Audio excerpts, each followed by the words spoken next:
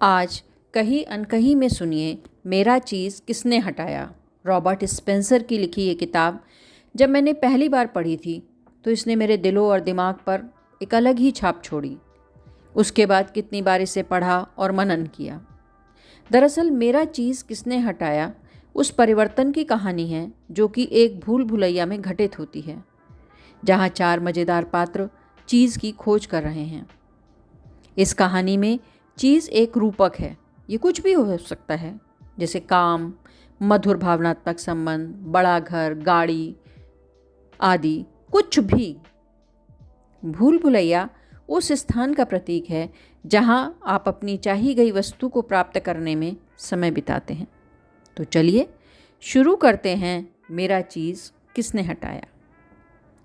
इस कहानी के चार पात्र हैं, दो चूहे स्निफर स्करी और दो बौने मनुष्य हेम और हॉ। हर रोज़ चूहे और छोटे लोग भूल भुलैया में अपने एक खास चीज़ को खोजने में दिन बिताते थे। स्निफर स्करी के दिमाग तो कम था, परंतु सहज बुद्धि उनकी बड़ी पैनी थी। हेम और हॉ एक अति विशिष्ट प्रकार का चीज़ खोजना चाहते थे। उन्हें विश्वास था कि वो प्राप्त होने पर वो अधिक प्रसन्न और सफल अनुभव करेंगे। यद्यपि चूहे और छोटे लोगों में अंतर था, पर एक बात समान थी कि वो चारों सुबह उठते, जूते पहनते, अपने जॉगिंग का सूट पहनते और अपने पसंदीदा चीज़ की खोज में भूल भुलैया में दौड़ धूप करते थे। भूल भुलैया में असंख्य गलियारे थे, कुछ खुले थे, कुछ बंद थे। कुछ में चीज़ रखा था, कुछ में नहीं रखा था। स्निफर स्करी ट्रायल एंड एरर मेथड का प्रयोग करके चीज़ ढूंढने का प्रयास कर रहे थे। दूसरी ओर हेम और हॉ अपने सोचने की योग्यता और अनुभवों के आधार पर चीज़ खोजने की कोशिश कर रहे थे। अंत में उन चारों ने ही चीज़ स्टेशन सी में अपना मनपसंद चीज़ खोज ही लिया। चारों बहुत खुश थे। वो चीज़ को पाके खूब नाचते गाते रहे, खुश होते रहे और खूब भरपेट को चीज़ का आनंद लेते रहे। शुरू शुरू में तो सब खूब दौड़ते हुए जाते और अपने चीज़ का आनंद उठाते, परंतु कुछ समय बाद हेम और हॉ की दिनचर्या बदल गई। वो देर से उठते और मस्ती में खाने पहुंच जाते। उन्होंने कभी ये नहीं सोचा कि वो चीज़ कहाँ से आया, किसने रखा। बस मान लिया कि वो तो हमेशा ही वहाँ रहेगा और वो उसके आसपास ही घर बनाकर रहने लगे। वो अपने मित्रों को दिखाकर भी गर्व का अनुभव करते। कुछ समय बाद उनमें अहंकार का भाव भी आ गया। वास्तव में उन्हें ये पता ही नहीं चला कि क्या हो रहा है। दूसरी तरफ स्निफ और स्करी पहले की तरह ही अपनी दिनचर्या को निभाते रहे। उसके साथ ही वो चीज़ के चारों तरफ भी निगाह बनाते रहे कि कहीं ऐसा तो नहीं चीज़ खराब हो रहा हो, चीज़ ख़त्म हो रहा हो। इस बात का निगाह बनाते रहे। उन्हें इस बात का आभास हो गया धीमे धीमे कि ये चीज़ ख़त्म हो रहा है। बस फिर क्या था, दोनों अलर्ट हो गए और दूसरे चीज़ स्टेशन की खोज में लग गए। हेम और हॉ जब एक सुबह उठे तो आश्चर्यचकित थे। क्यों? क्योंकि वहाँ पर उनका चीज़ ख़त्म हो गया था। वो स्तब्ध थे, क्योंकि वो उस परिस्थिति के लिए बिल्कुल भी तैयार नहीं थे कि उनकी चीज़, जिसको वो सोचते थे कि वो सदा उन्हीं की ही रहेगी, वो ख़त्म हो चुकी थी। हेम और हॉ विलाप करने में और चीख पुकार में ही अपने समय को गंवा रहे थे।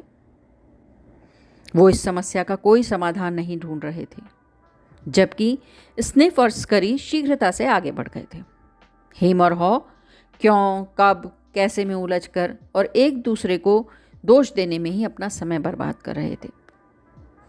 परंतु स्निफ और स्करी भाग दौड़ करते हुए चीज़ स्टेशन एन पर पहुंचे और खुशी से झूम उठे, क्योंकि उन्हें यहाँ पर मिला था नए चीज़ की प्रचुर मात्रा, बहुत ही स्वादिष्ट चीज़। इस दौरान हेम और हॉ अब भी वहीं बैठे थे, कुंठित हुए, एक दूसरे को दोषारोपित करते हुए। कभी कभार हॉ को ज़रूर स्निफर स्करी की याद आती थी और वो सोचता था कि उन्होंने अवश्य ही चीज़ को खोज लिया होगा। जितनी स्पष्टता से हॉ नए चीज़ को खोजने और उसके आनंद लेने की कल्पना करता, उतना ही अधिक वो यह जगह छोड़ने की भी कल्पना करता। चलो हम चलते हैं, हॉ ने कहा, परंतु हेम ने मना कर दिया, क्योंकि वह उस सुरक्षा घेरे से बाहर ही नहीं आना चाहता था। वह असफल होने के भय से कोई कदम नहीं उठा पाया। गतिविधि और उत्पादकता के बीच के अंतर को हॉ धीरे धीरे महसूस करने लगा था और वह स्थिति के सुधरने का इंतजार करते करते थक रहा था, जबकि हेम बस इंतजार में था। एक दिन हॉ ने अपने पर हंसना शुरू किया, क्योंकि वह कर तो कुछ भी नहीं रहा था, तो परिस्थितियां कैसे बदलती। वह उठा, उसने अपने दौड़ने की पोशाक पहनी और चल दिया, भूल भुलैया में नए चीज़ की खोज के लिए। यदि आप नहीं बदलते तो आप नष्ट हो सकते हैं, हॉ ने लिखा। थोड़ी दूर चलने के बाद उसे डर लगने लगा, उसे घबराहट का अनुभव होने लगा, उसके कदम वापस लौटने लगे। यदि आप भयभीत न होते तो आप क्या करते, हॉ ने पुनः लिखा। उसे लगा कि उसने काफ़ी देर कर दी है इस समस्या का समाधान करने में, परंतु कभी नहीं से देर भली, यही सोचकर हॉ आगे बढ़ गया। भूल भुलैया में उसे कहीं कहीं पर थोड़ा बहुत चीज़ मिल जाता था, परंतु प्रचुर मात्रा में उसे अभी तक नहीं मिला था। फिर उसने खुद को याद दिलाया कि यदि स्निफ और स्करी आगे बढ़ रहे हैं तो वो क्यों नहीं बढ़ सकता। चीज़ को नियमित रूप से सूंघते रहें ताकि आपको पता चल जाए कि वह कब पुराना हो रहा है, हॉ ने पुनः लिखा, यानी बी अलर्ट। हॉ डरता घबराता आगे बढ़ता रहा। बीच बीच में उसने वापस जाने का भी मन बनाया, परंतु फिर एकाएक उसे अच्छा लगने लगा। क्यों? क्योंकि हॉ ने अपने डर को जीत लिया था और अब वह अपने को उन्मुक्त अनुभव कर रहा था। अब हॉ ने कल्पना में अपने चीज़ स्टेशन को बनाना शुरू कर दिया था और कल्पना ही में वो उस चीज़ को खाने भी लगा था, क्योंकि उसे समझ आ रहा था कि वास्तविकता उतनी बुरी नहीं होती जितनी कि उसकी मस्तिष्क में बनी छवि बुरी होती है।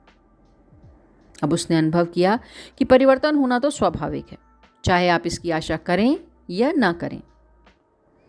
पुराने विश्वास आपको नए चीज़ की ओर नहीं ले जाते। यदि आप अपनी सोच में परिवर्तन करते हैं तो आपके कार्यों में स्वतः ही परिवर्तन हो जाता है।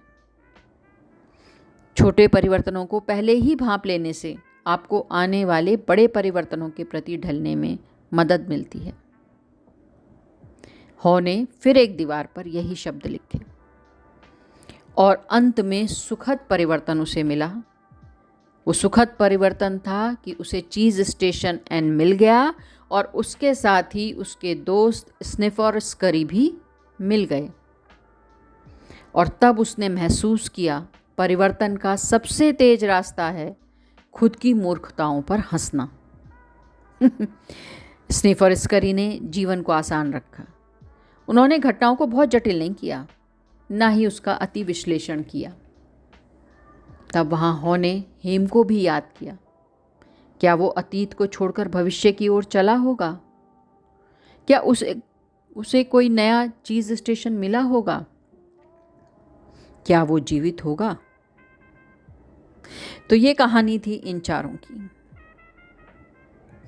तो मित्रों, परिवर्तन होता है, परिवर्तन को भांपो, परिवर्तन पर निगाह रखो, परिवर्तन के हिसाब से शीघ्रता से अपने को ढालो, परिवर्तित हो और पुनः परिवर्तन का आनंद लो और ढूंढो मैं कौन हूँ, स्निफ, स्करी, हॉ या फिर हेम।